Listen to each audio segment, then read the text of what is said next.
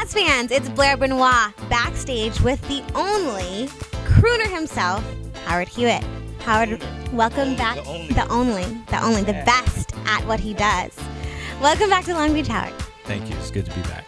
So tell us a little bit about how the show was tonight. And I saw it seemed like the fans really loved you. You were going through that audience, getting really personal with them.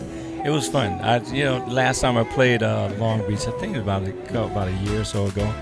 Same thing. I mean, Long Beach gives me a lot of love. I have a good time. Well, we do love you. I must say, my favorite song of yours is "How Do I Know I Love You." And I love the Magic Carpet Ride, and oh my God, Venus, yes, through Mars and down the other side. Thank you. I grew up on your music, and my parents used to play it all the time, and that's always been my all-time favorite. So I want to find out, what's your favorite? I mean, there's a lot of stuff. Show Me's always been a favorite of mine. I think because of the way the creative thing that it took as far as creating the song. But I would say that the most important song that I've ever done is Save Me, because that's dealing with people's lives, and that's the whole thing. That's what the whole thing is about. It's about when you become a part of the soundtrack of somebody's life. That's very important. That's something that you don't take lightly. It's something that you have to honor. And fortunately, through the years, there's been a lot of songs that have become the soundtrack of people's lives. So that's beautiful. I'd like to talk to you a little bit about kind of navigating the waters between R&B and gospel and how that's been for you. It's been great. I mean, when the first time my first solo album, I remember going to the first meeting with the record company and the new management company, new record company I was with. And this was back in '85. This is nobody was really combining the two. Niecy would do a gospel album and then she'd do an R&B album. But I was talking about combining the two. And I remember going to the first meeting and I said, before we get started, I just want to say that I want to do a song to the Lord on this album. And you could hear a pin drop in the room. It was and then finally this one cat starts talking, and he says, well, we want to take your career in the sex symbol direction, and it might not be conducive to, gospel music. And then this other guy starts talking, my management started talking too, because I hadn't even talked to them about it yet. And I sat back and I listened, and then when they were done, I said, listen, I hear what you're saying, and I understand what you're saying, because like I said, this was in '85. I said, but maybe I just approached this the wrong way. I said, let me go back and let me say that I'm going to do a song to the Lord on this album, because the promise that I made to the Lord, that when I was by myself, that I would honor Him on every project that I do, that promise was more important than their concept of where my career should go, because, without Him, there wouldn't be a career. Like I say, when I set Say Amen up on the stage, without Him, we wouldn't be here tonight. So, we got to give honor to God, Christ, and the Holy Spirit. Stevie Wonder, Anita Baker, I am forgetting so many people right now. Jody Watley, etc. Being in Shalimar and then your solo career. Who would you say has been maybe your most memorable collaboration or your most treasured? The most memorable, I think, was Anita Baker, because Anita, I think through the years, she created a reputation for herself that, to say the least, you know what I'm saying?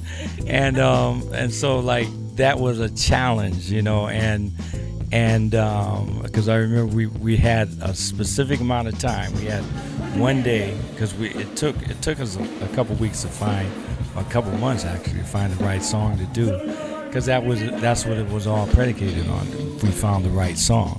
It wasn't about just doing the duet, but if it had to be the right song. So once we found When Will It Be, and Barry Eastman, produced it, and he was in town for one day to do the vocal, and the next day we had to tweak everything. He had half a day to tweak, and then he was gone.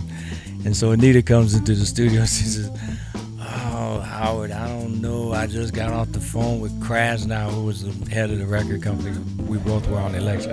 I don't know if I'm gonna be able to do this, you know. And so I sat there and I'm listening to it in my head. I'm saying, oh my God, what am I gonna do? Because we had a deadline to get finished. And so then it popped in my mind. I said she liked George. She liked George Duke. She liked Corrine, George's wife. And George had a wine cellar, all right, in his studio on the bottom of his house. The whole bottom of George's house was the studio, and he had a wine cellar down there. And I knew she liked George, I knew she liked Corrine, and I knew she liked red wine. So I called George. I said, "Yo, George, man, we're gonna come over and hang, bust open a bottle of red wine." And we went there, had a couple bottles of wine, and we went back and recorded When Will It Be. So it was fun. It was a fun thing. But I don't know. I mean, collaborations, it's so difficult because I don't like staying in the studio a long time. So a lot of times when you do collaborations, it takes a lot to get everybody's people on board, this lined up, that lined up, and on it. And by the time we get done, I can do it myself and have it then be done. I know you're going to be with the Whispers again in the summer, correct? Yeah, we always do a lot of shows together. They have our manager, we have the same managers and stuff. Plus, Whispers and I go back to like the Solar Galaxy of Stars tour and all that stuff way back in the day. Whispers, Lakeside, Shalimar, Dynasty and all that. Yeah, it's gonna be fun. And you're also going to be overseas, you were telling me. Yes, we go. I actually leave I leave here in a couple of days, but I have a couple of shows to do on the East Coast, and then April 4th, go over to England. And the first show we do some rehearsal because our band is over. The band we use when we go over there is over there, and so we rehearse for a couple of days, and then the 8th I think is the first show in Brighton. Tell me a little bit about what it's like to have that universal appeal and what it's like to connect with maybe the most seemingly unlikely people. That's what you strive for. To draw on your audience and to appeal to the mass of people. I remember before Shalimar, I was with this group, it's a show group. We did top 40 stuff. We did everything from Disco Inferno to Mandy, and we were overseas. We stayed overseas the whole time. It was, we did Helsinki, Finland, Benidorm, Spain, Saint-Tropez, France, and Helsinki, Finland, you're 200 miles from the Russian border. And people don't know English, so you have to figure out how to relate to those people so that they can. Music is a universal language, but in between the songs, you got to relate to them. So it was a very, very good, great addition to my foundation, which is I'm a foundation man. I don't believe anything can stand without a strong foundation. So it's like all those years back in the day, back in Akron, Ohio, with the gospel group, we had the Hewett singers, and my mom, I was like 10, 11 years old. My mom literally kicked me out on stage when I first went out. Once I got out there, it was cool. I had a good time. But she used to always tell me, she said, when you see one of those sisters start rocking and crying, she says, go and sing to them, sing right to them. And so she started developing my whole showmanship situation and learning how to relate to a crowd. Then from there, like I said, came out here. Well, I had my R&B group back in Ohio, which we had to figure out, different ways of performing and relating to a crowd. Then coming out here and going overseas, I was making $250, $300 a week, but I was having a ball. I had no kids, no responsibility. I tell my kids now, I remember when I didn't have no responsibility. Y'all weren't even here. I was running around Europe, back then, and just figuring out stuff. So that's what you try and do. You strive to have a mass appeal. And your solo project, when can we expect that? I don't know, because I'm taking my time. It's it's a singles game now.